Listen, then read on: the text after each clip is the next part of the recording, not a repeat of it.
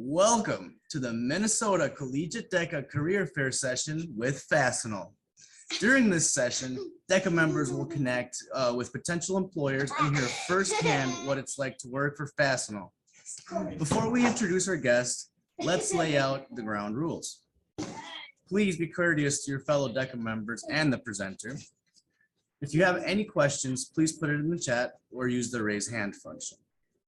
The session is being recorded and will be uploaded to our YouTube channel. Inappropriate behavior as determined by the Executive Director and Minnesota Collegiate DECA will result in removal from the session.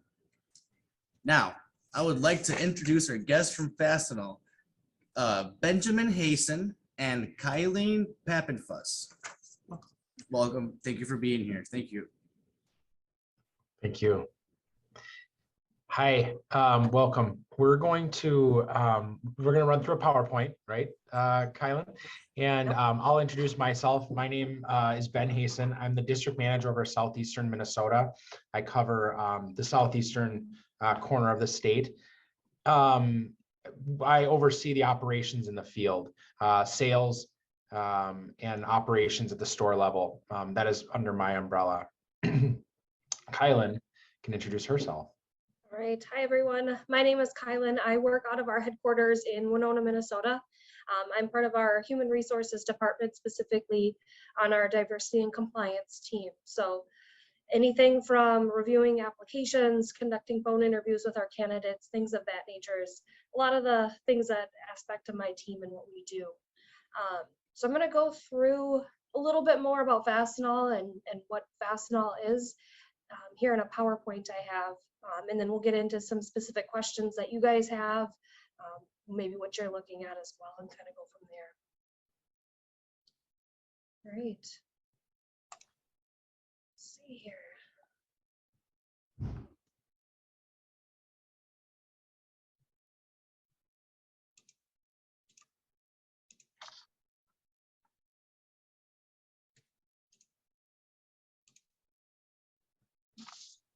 All right, so are you guys all able to see the screen, by the way? Just want to make sure. Okay, good, thank you. So Fastenal is an industrial construction supply chain company. So really what we do is business to business sales. And I'm sure Ben will get into this a little bit more on the sales aspect. But I just want to go over high level what Fastenal does and kind of some of the stats that stick out to me and what we do. So I mentioned business to business sales, anything from the fastener, safety, electrical, welding, HVAC. I mean, just about anything you can think of, we're going to sell it. So Fastenal does have more than 3,200 locations spanning all 50 states and 25 countries as well. So with that, we actually have more than 20,000 employees globally. About 95% of our current branch managers were promoted from within. So we're a huge promote from within company. Just as of last year, we had 627,000 trainings that were completed by our employees, just proving that commitment to our workforce that we do have. About 90% of our products are shipped from our internal fleet, just saving on different costs with our own semi trucks that we have. Back in 1967, our founding business idea was industrial vending machines, but of course the technology was not there for that. But in 2008, we came out with the first industrial vending machine and are now the leader with over 110,000 vending machines installed. So last year, we hit $6 billion in net sales. So those are just some of the facts that stick out to me in Fastenal. Huge growing company, continuing to grow as well. Ben, do you want to add anything on the sales side of anything? You know, you did a very good job there. The thing that I would, the growth part is what Kyle was just alluding to.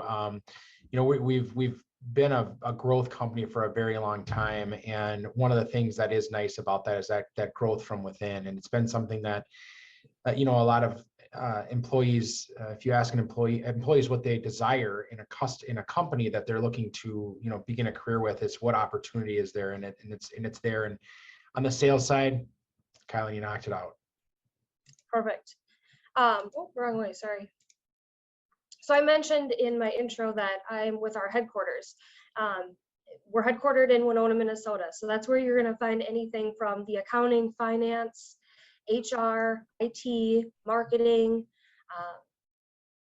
product development, just about anything else that you can think of that it takes to run a business is likely going to be at our headquarters. Whereas just about anywhere else, you're going to find that supply chain sales more focus. We do have about 14 distribution centers and 9 manufacturing facilities within the United States as well. So just about anywhere you want to go, I mentioned those 3,200 locations, we're probably going to have a location for you, depending on your area of interest, of course. Likely that's supply chain or sales focus. But if you're interested in relocation and the Winona area, we have just about anything you can think of. So the last thing I kind of wanted to mention before I kind of want to open it up to just some questions to talk about anything further.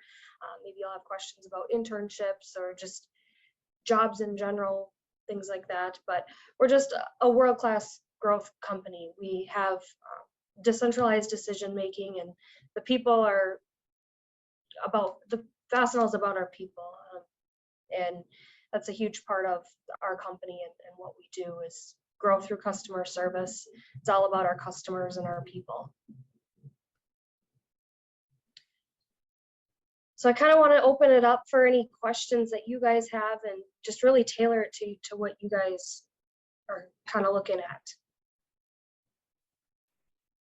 Yeah, I was curious about the internship program and what would that look like to get started in that, and just the expectations. I am a first-year student in the sales and marketing program. So if I'd be able to do something this summer, or do you need me to complete the program first before I'd be able to get involved, or kind of, can you lay that out a little bit for me, please? Yeah, and I can speak a little bit about how our internships work, and I'm sure Ben can get into it a little bit further too. But typically with our internships, it's a paid part-time position, so you can really join at any point. And at any point when you need internship credits, we can work with you so that you're able to receive those credits that you would need. Likely it's just the paperwork. You bring that into us, we'll review that, try to work through what's required, and usually there's no issues on that. Ben, you have anything to add? So if that's it, again, Kylan did a good job with that, but the thing for us is what we try to do is tailor it towards whatever you're looking to learn. A position at Fastenal, especially an entry level or a part-time position like that, there's a lot of different job duties that could fall under your day-to-day, and we would just want to kind of fine-tune that towards what you need and the credits that you need. And it does follow a sort of a curriculum. I don't know if curriculum is the right word, but it does follow sort of a regimented schedule on how we teach you and what you're learning, so that you are learning essentially all facets of the Fastenal store, from receiving in, inventorying, to selling and presenting. Yeah, so it's not like your traditional 12-week internship that you might see at other companies, which I think is really valuable. You can just work in that part-time role, and as you graduate, ready to take on that full-time position, you have that knowledge ready to go. Does that answer your question, Troy? Mostly. So if I would get started here in May, because that's when I'd be done with this year's class. So would I be able to work with a local one? I live in Wilmer, so I'd be able to work with someone locally, or would I need to travel, or what would that look like? You could, you're going to school in Wilmer right now? Yes, correct. Yeah, there is a branch in Wilmer, and you would be able to work there. Perfect. That sounds good.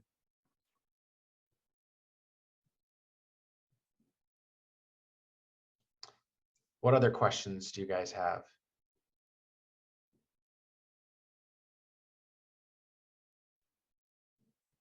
when you're talking, Question, are you talking? sorry. Sorry, I when you were apologize. talking about, A question was asked to me, but no, as of right now, I don't have any questions. Thank you. No, it's okay. Go ahead. Troy, you were saying something? oh, yeah. Uh, So when you're talking part-time, would that look like half days? Or would that just be, depends on what's going on in Wilmer, if I'm working in Wilmer at that time, or what can you, and I know maybe you don't have that answer, maybe you'd have to talk to the Wilmer person that's in charge of that, but I didn't know how the program went exactly in that sense.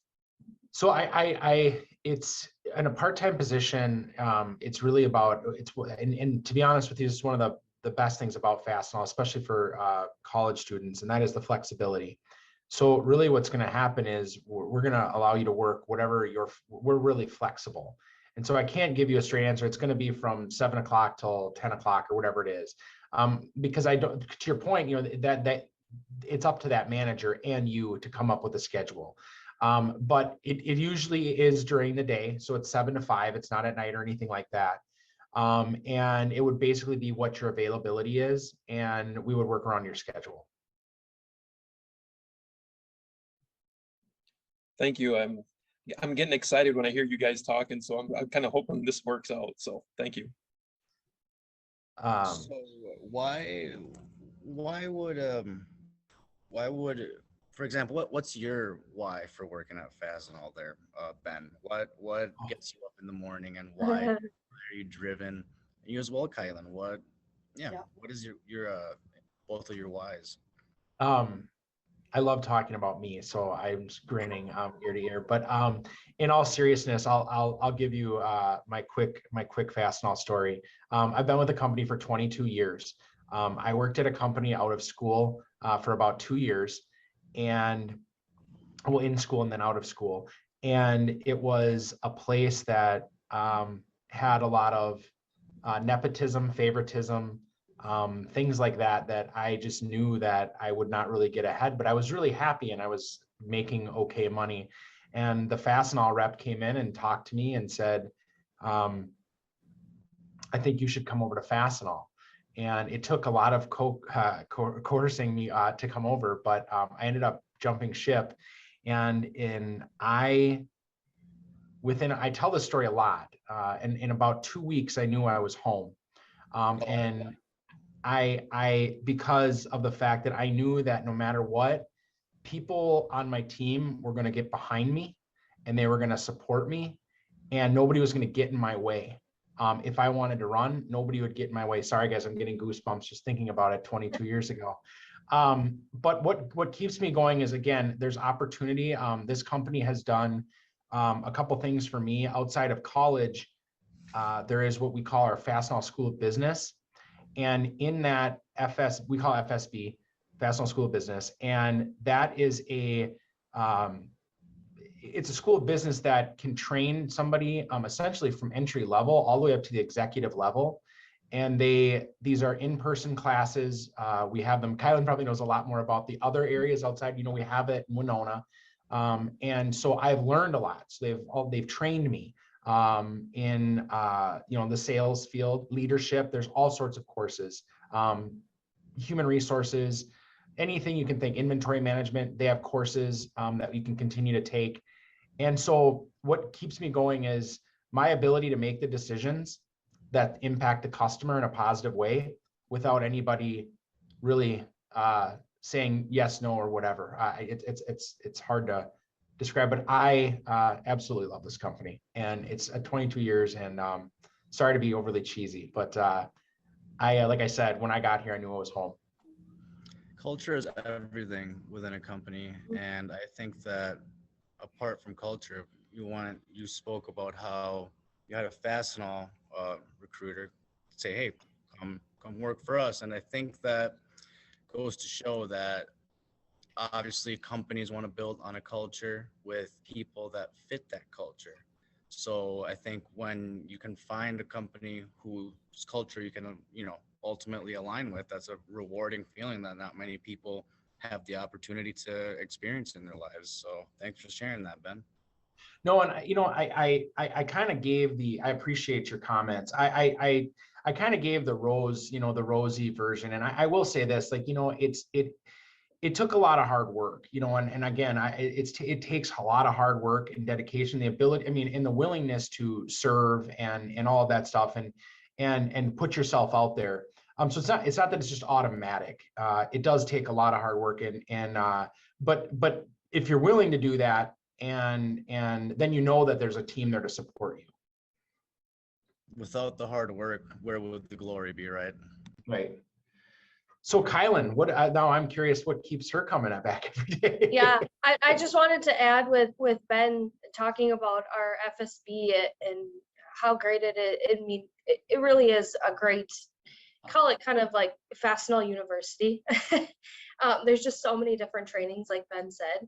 And a couple years ago, our CEO actually asked our full-time employees to complete 30 hours of training every year, and our part-time employees to complete 15 hours of training every year. So they want us to continue to develop and grow, within the company. They care a lot about their employees. So always coming out with new trainings is really awesome to just continue to build that knowledge. There's so many things you can continue to learn on, and especially those leadership trainings as well. I know I've really taken a bunch of those, and it's been great. So yeah, I just wanted to touch on that. But I've been with Fastenal for just about 8 years now. I started right out of college. I had some family that was working here, and just was telling me to get a part-time job, and it wasn't really something that I was interested in, and I didn't really know much about the company, and I said, yeah, I don't really want a part-time job. I just want to focus on school and kind of go from there. Finally, they pushed me a little enough where I applied and just started working in our distribution center, actually, in our packaging department. And I worked in there for about 6 to 8 months, and I was getting close to graduation, and I needed an internship in order to graduate. And I was looking everywhere else but Fastenal, because again, I just assumed this was going to be a part-time job, and then I was going to go find a career. And I didn't really find anything, and I started talking with my manager and just talking about what I needed to do for school, and like, hey, there's this opportunity actually in our warehouse, as our DC admin, so kind of the HR function of the warehouse. And they said, oh, sorry, they said, maybe we can work with you, and you can complete your internship through this position. So I said, why not? Okay. So I completed my internship, and I love the position, just the employee engagement, recruiting, and working with all of our new employees, things of that nature. And I really enjoyed that. So before I graduated, I was actually offered a full-time role, and I accepted that position, and I just continued to love my job and didn't know where things were going to take me. So I said, yeah, I'm gonna take this job, and I've been here ever since. And I didn't plan to stay in the area. I'm not from the Winona area. I just was coming here for school and was planning to go back home or somewhere else. But I worked in that full-time warehouse DC admin position for a little over a year, and I wanted to work closer with our HR department, do more of those HR functions. So that's where I've been for the last just about 6 years now, in our HR department, on our diversity and compliance team, specifically leading the team. And it's really the best decision I've made. It's just, the company cares a lot about their employees. The culture is great, and I don't know where else I would want to go. I think that in our previous session with John Krauth, he mentioned he used a different word for culture. He used the term vibes, and I think that that might be honestly like a more I don't know, for a younger crowd, I think that might be a better word that they can align with for culture.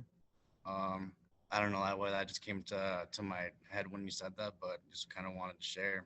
Thank you very much, Kylan. Kind of switching gears, I got one more question. I see that 43% of total revenue comes from the digital footprint. How did COVID change that? Was that number different pre-COVID, or has it kind of, bounced a little bit, or just decreased maybe? That's yeah, Sebastian, I'll answer that question. So that's it's kind of a loaded question, because while we were ramping our technology up to migrate over to a digital footprint, COVID happened. So it was kind of like it did give us a shot that we needed, but we were already on that pathway prior to COVID. I think that our CEO wants to get us, a lot higher than that. And we are working every day. That's one of the things, I kind of wondered if you guys if you don't know much about Fastenal, what do we do every day? One of the things that we're doing every day is trying to make to roll over in our existing customers into that digital footprint. That's one of the projects that we have at every store, is trying to get more of that higher, because it makes our customer experience so much better. So I hope that answered your question, but it's a great question. And it helps us so much more on our efficiencies when our competitors are like, when we have competitors like Amazon trying to get into their space. We have a lot of competitors that are online. We need to maximize our labor and minimize our labor expense, is what I should say. And so what we've tried to do without pulling out of the market, which is something we've decided we're not going to do. We're going to continue to have the stores and the brick and mortar, but we have to fine tune it. And that's one of the things that helps us achieve that goal. Very good. Thank you. I was going to go on to say, who's familiar with Fastenal at all? I mean, are you guys familiar with Fastenal? Yeah, I am. I've done a fair amount of manufacturing, and so we've had Fastenal come to our plant a couple different places I've worked before, and so I'm familiar with what you guys do a little bit. So, Jose, you're familiar? I've heard of Fastenal, yeah. I too have worked in manufacturing companies throughout my life, I guess. I kind of have a question. So you mentioned Amazon as a competitor. What would you guys say are your top 3 competitors then, I guess? Is Amazon being one of them? Well, not really. So Amazon hasn't really, a great question. Amazon hasn't really gone after the industrial market yet, though I anticipate they want a chunk of it. They have a business model, a business platform and things like that. But it's not something they're actively pursuing yet. But they are a competitor of ours. The major competitors of ours are, Grainger. Is probably one that you would, as we would say, that is one of our biggest competitors. I wouldn't be able to say a number 2, because we're in that space where you're talking about the large industrial suppliers. We're really up there with Grainger. So it's hard to say, but like MSC, but those catalog houses, I'm not sure if people know who MSC is. They're not quite as well known as a Grainger or Fastenal. But I would say that where our more of our competitors are, because of our go-to-market is a lot more about service than it is about a price and pick and ship, is a lot of times the mom and pop shops and the smaller local players. Those are the ones that I have felt like this for my entire career, that those are the ones that we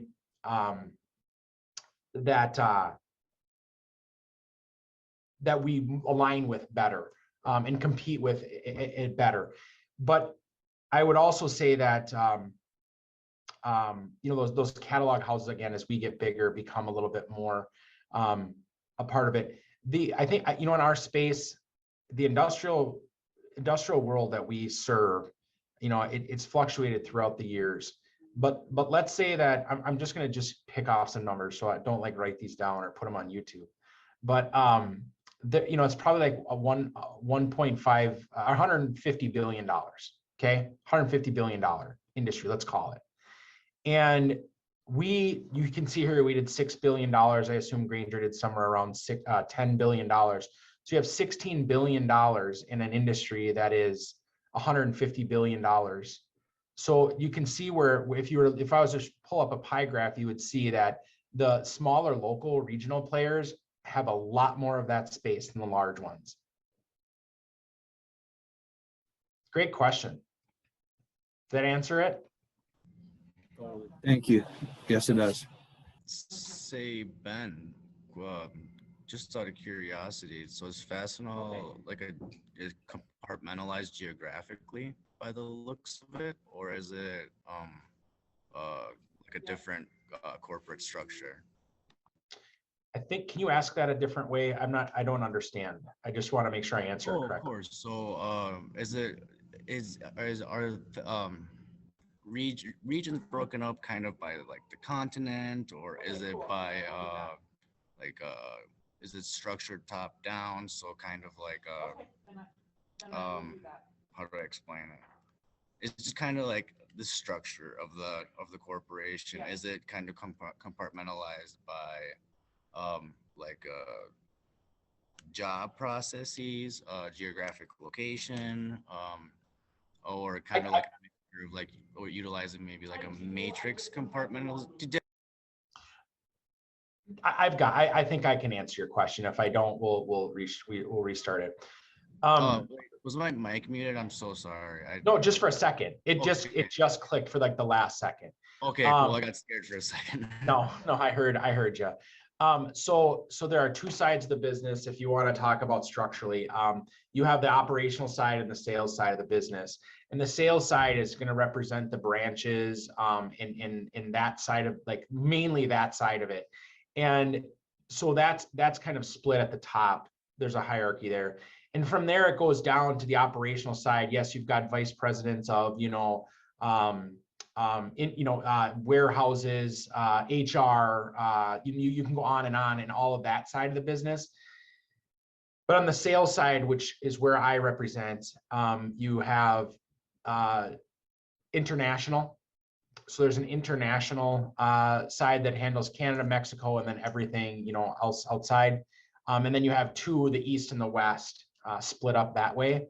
And from there, those on the sales side, those go down into, you have your executive vice presidents, regional vice presidents, and then on down. Those are broken out by geography. You notice I said East and West. And then it just goes down. So you've got regional vice president down to district manager. And then that district manager oversees a chunk of market like Southeastern Minnesota. And that's how that works out. Now on the op side, I think, again, I've been here for a long time, and I do work with a lot of customers. And so I do get to hear other companies and how they operate. I don't think we're too dissimilar from most companies on that side. It's just, it trees up and there's usually a pathway up to that, broken down by job duty. So one, you've got geography, and one, you've got just a traditional hierarchy. I will say that within regions, there are finance jobs and things like that, but those represent the field. They're not like at a greater scale, like purchasing, things like that. It's more on the financial side to work directly with customers, but they do report to the region. I kind of threw a wrench in there at the end, but did that answer the question? Oh, 100%. And Okay. I mean, you made a good point with the fact that, I mean, corporate structure isn't black and white. Every company is going to have its own structure, and it's going to utilize a little bit of, geography, top down, job processes, however it may be. So yes, thank you. I will also kind of expand on that, just so everybody knows. We talked about opportunity and kind of what some of the things that, opportunity is huge with Fastenal. We're continuing to create opportunity, and that's what people want. They want the ability to advance and grow with the company. And I've heard a few people say this. There are really only two areas of the company that we don't really go outside of the company, or we go outside of the company for, and that's IT and accounting, and at finance at the higher levels. But other than that, every other department, it's pretty much promote from within. So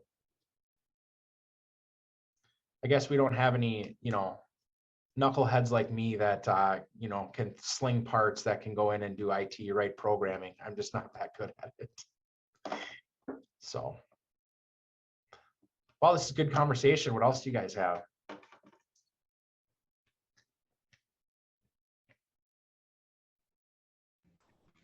As far as risk management, did your company have to maybe update contingency plans due to COVID?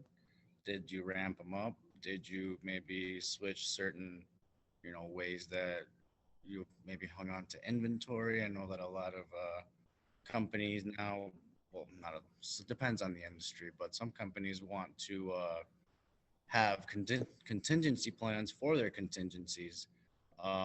Just basically adding another layer to risk management. I'm wondering kind of how Fastenal's response was to that time period, and if any policies have changed because of it. Contingency plans with regard to what? Like what area of the business? Continuity. Um, Continuing operations, in case another COVID hits, God forbid, or et cetera, whatever it may be.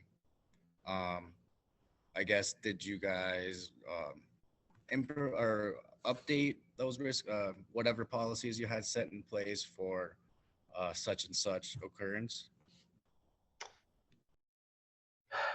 Kylan, I can answer you from the sales standpoint. I can answer that question pretty directly. So the continuity of business, I mean, we were, being that we serve the federal government and health and health and safety and all of that in the world, we serve fire departments, police departments, hospitals, the whole thing. We had to figure out a way. I think like a lot of businesses, it wasn't necessarily something that we had out documented, but we definitely scrambled to get it in place. And we did start to put together them. One of the things is, again, we're decentralized. And so it's a lot about, we're really close to our people. I'm close to all of the people that work for me. And so we did create contingency plans for continuity of business. For example, if COVID ran through an entire branch and knocked everybody out, what did we do? Thank God that it never happened. We never got to that point. But we did have plans, in place to jump to another store. We did hand out technology in the form of laptops, things like that, a lot more than we had. I mean, we were ended up like out of laptops, which is just crazy. Because of the fact that we had to make sure that we kept business going. On the sales side, and I hope that answers your question. I don't. Yep. I mean, Yep. does yep. it? Yes, sir. Yep. Thank you. So then as on the other side of it, as people started pulling, customers started pulling from us everything, like, and I don't know if everybody remembers N95 masks, but boy, we sure do, because we went out of them like that. And we had customers that hadn't been buying from us, and they're like, well, hey, we've been buying these for years. Can you please give me a year's worth? And we're like, we have none. And so we had to change, how we were going to get that. And we came up with a plan, which we probably learned from our supply chain. So the manufacturers that support us, we went on what's called allocations. And so we basically had to hold back inventory from customers that were not buying from us prior. So any new buys, we kind of managed this program where it was like, we had to basically go to our customers and say, you will be able to get 80% of what you were getting before. And that's all we can do. And any new customers, we just had to turn away.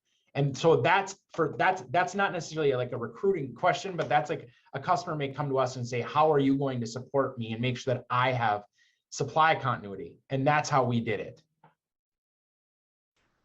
Yeah, I think that's all strategic. What you laid out. Thank you for answering that. Boy, I have another question that kind of piggybacks off of the risk management, but In the current inflationary economy that we're in, CPI hit 7%, I believe, last update. How has that impacted your guys' budgeting for the year, maybe? And um, did you update possibly the playbook for the years to come? And then the last part to that question, where do you see that kind of going from here, as from the industry that you're in? Okay, I'm going to jump back to the last question. I want to add one more piece. Of course. That's really important, I think. When Kylan spoke earlier, she talked about us being decentralized. I think you guys, if you had a nickel for every time you heard us say decentralized, you'd probably have 50 cents. But our decentralization allows us to be very nimble, and it allowed us during COVID to shift strategies really quickly. That's been something I've been very impressed with Fastenal. It does not take us long to change strategies. And that's important. So can I simplify the question and say, how is inflation impacting us? Yeah, no, I mean, it is a little, the topic is a little over my head, I will admit, but I'm curious to, just hear your opinion on it, and just kind of what the company may be doing in order to prevent, future losses. So, in our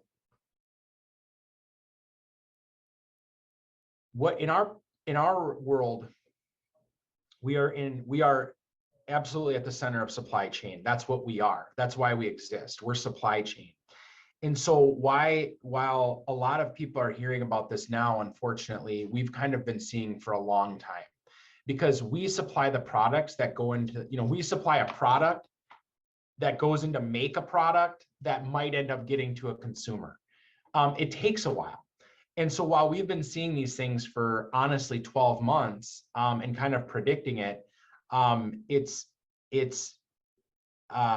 really unfortunate. Obviously inflation is good for our country and for our economy. Runaway inflation is not.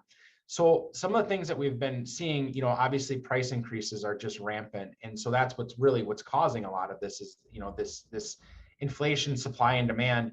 And so what it's done for our playbook is, obviously when we know inflation is coming and we say, let's say it's 5%. One thing that I can state is that we're going to say, all right, so 5% is our 5% we're going to grow at. So now, just because of inflation. So now if we're actually looking at organic growth numbers, we kind of have to elevate that number in order to get over that 5%. And so that kind of would change our playbook a little bit because of the fact that we know that if maybe a branch is growing at 5%, maybe they're not really growing. And in history would say that that's maybe not a bad number. And how are we managing the inflation? That's not my area, but I will say that our supply chain group, the actual people that are out there, are working so very hard to work with our vendors. And I want to state this: one of our main goals at the beginning of COVID, and especially when the supply chain issue started, was to make sure that our customers did not run out of product. It is our responsibility to make sure that they do not run out of product. And our senior leadership said, we are going to make sure that essentially come hell or high water, we're not going to run out of product. And they have done an exceptional job of managing that. But that doesn't necessarily mean we said we're going to make sure they don't run out of product at the cheapest possible price. That's not what they said. We had to go out and source elsewhere but ensure that supply chain was going to the customers. Well, I think it's important to keep a brand promise, and that was a wonderful answer to that question. Thank you, Ben. What else? This is great conversation. Again, I told you I can talk about me all day long.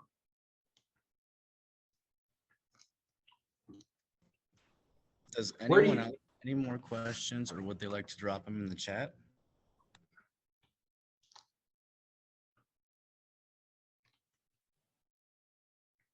think you kind of mentioned, you talked about hard work and everything, and I guess it's kind of a random question, but what are the top 3 things you feel one needs to be successful?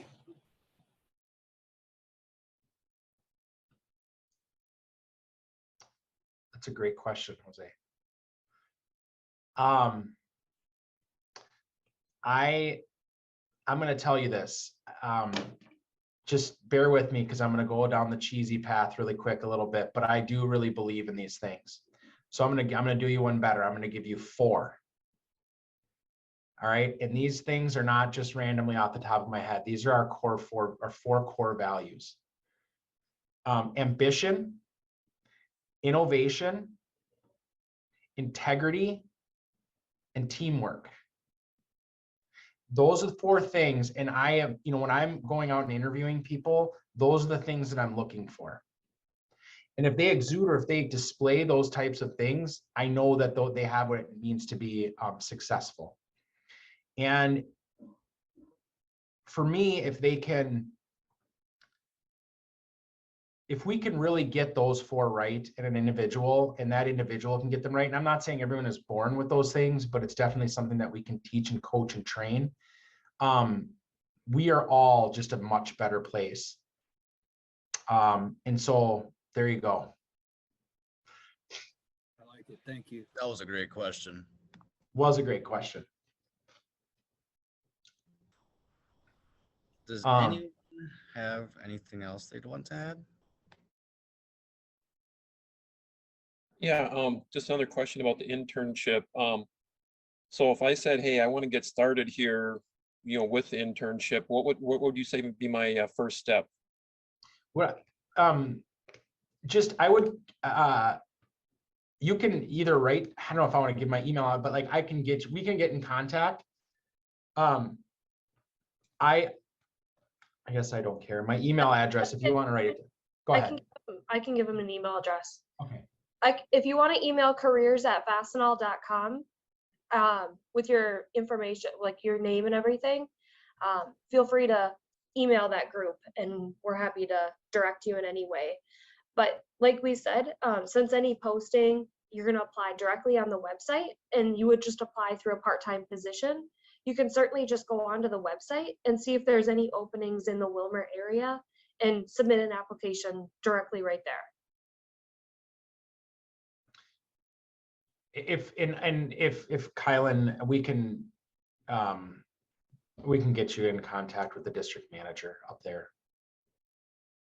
Yeah, absolutely. Especially if you email careers@fastenal.com. I see that email group every day, so I'll see your information.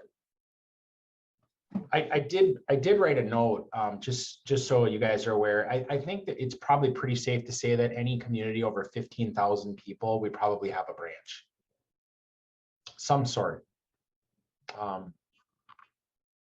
So no matter where you are, and I only represent some of it. Troy, if I would just say let's get in touch if I covered Wilmer, but I don't. So, but that's the method that you would want to go about it. Okay, sounds good.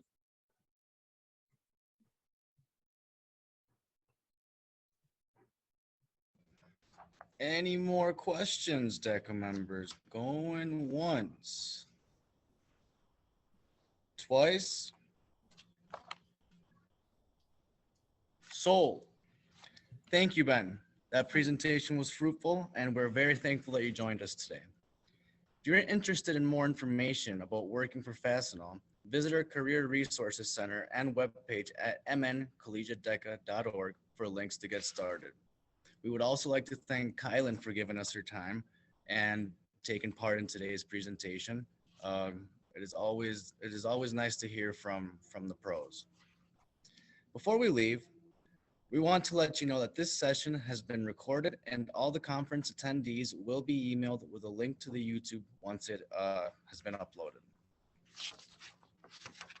Our DECA bingo symbol for this session is now on the screen.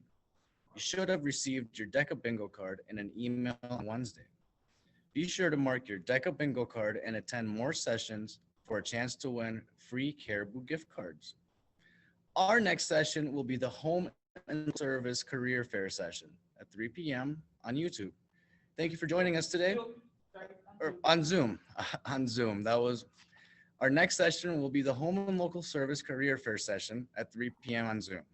Thank you for joining us today, and I will see you all soon. Kylan, Ben, thank you once again.